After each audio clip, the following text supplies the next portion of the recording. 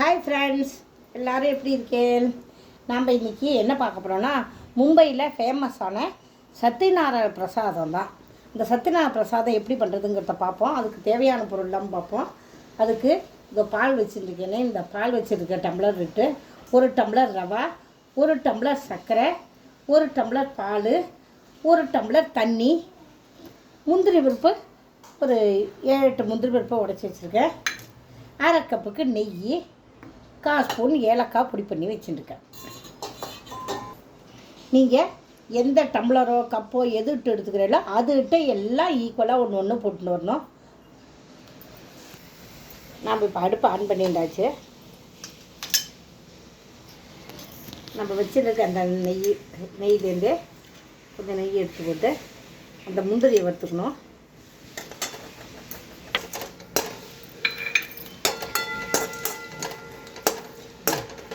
இந்த முந்திரியை சிவக்க வறுத்து எடுத்துக்கணும். இப்போ வறுத்துண்டாச்சு. பாக்கி நெய் இருக்கிறத இதில் போட்டுடணும். இந்த நெய் அதுக்குள்ளே உருகட்டும். இந்த பாலை 1 டம்ளர் பால், 1 டம்ளர் தண்ணி, இதை நம்ம அதுக்குள்ளே சுட வச்சுக்கணும். நல்லா கொதிக்க வச்சுக்கணும். சிம்மில் வச்சு சுட வச்சுருக்கேன். இந்த நெய்யில் இந்த ரவாவை வறுத்துக்கிறேன்.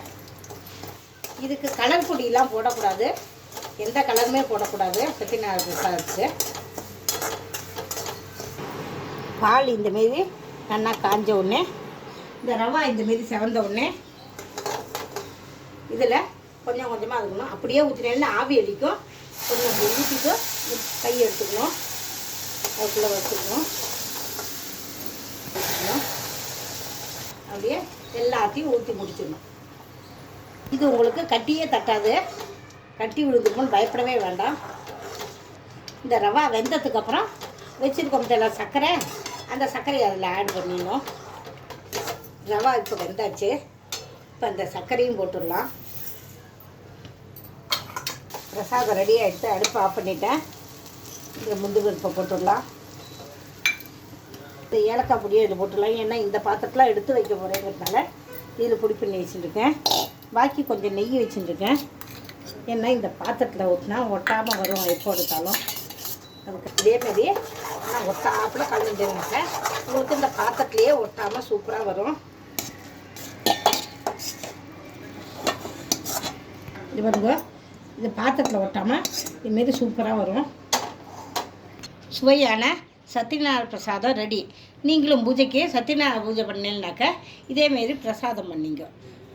எப்படி இருக்குன்னு பண்ணி பார்த்துட்டு, இப்போ தான் பூஜைக்கு பண்ணி பார்த்துட்டு, இல்லை உங்கள் ஃப்ரெண்டாத்தில் ஏதாவது பூஜை இருந்தால் இதேமாரி பண்ண சொல்லி பார்த்துட்டு, என்னவா அவங்களுக்கு டேஸ்ட்டுக்கு எப்படின்னு தருவா, அதை சாப்பிட்டு பார்த்துட்டு எப்படி இருக்குங்கிறதுக்கு லைக் பண்ணுங்க, ஷேர் பண்ணுங்க, கமெண்ட் பண்ணுங்க, சப்ஸ்கிரைப் பண்ணுங்க.